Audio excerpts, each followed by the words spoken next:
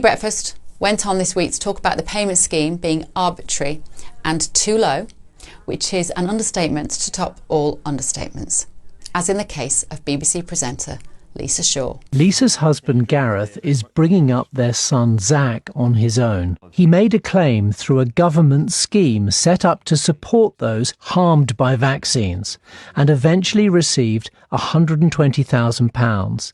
The amount of this one-off payment hasn't increased since 2007.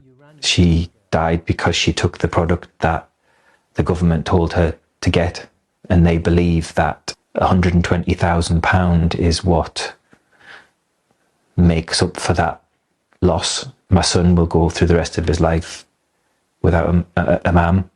I've had contact with Gareth Shaw over the last 3 years. He could not get his story covered on any mainstream media outlet. Not surprising really, given that it was these outlets who ostracised anybody who dared question the logic behind an indiscriminate rollout of these drugs for everybody. And still, they don't say sorry.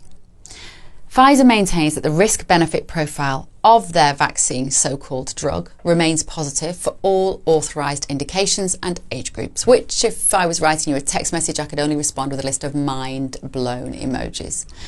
Only last week, a UK study revealed that all the cases in childhood myocarditis occurred in children who received the COVID injections.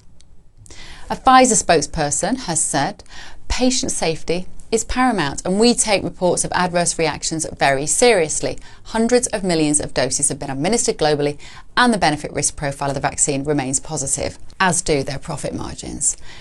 So confident were they, of course, that they only agreed to produce these mRNA products once they were granted global immunity from prosecution if people started dying or getting ill.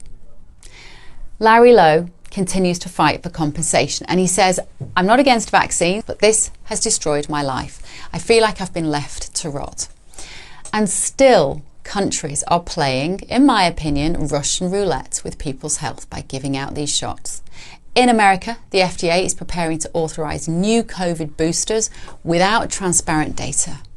The urgency for transparency and accountability is growing. The public deserves to know the full picture. And those affected by adverse reactions need to be heard. They need to be compensated by the drug companies, not the taxpayers. Working in a newsroom and mixing with journalists from multiple outlets, I am encouraged to feel the mood shift as the issue of vaccine side effects finally starts to gain attention.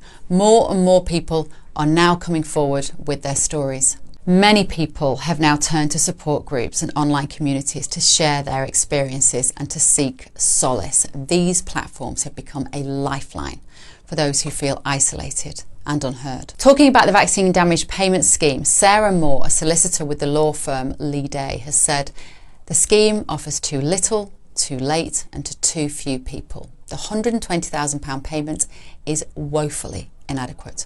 Some of my clients need 24-hour care. They cannot wash or dress themselves. She says they've been left with severe physical or cognitive deficits and will never work again. People affected by heart conditions, blood clots, autoimmune conditions and so on say that they feel they have been airbrushed out of the last 4 years.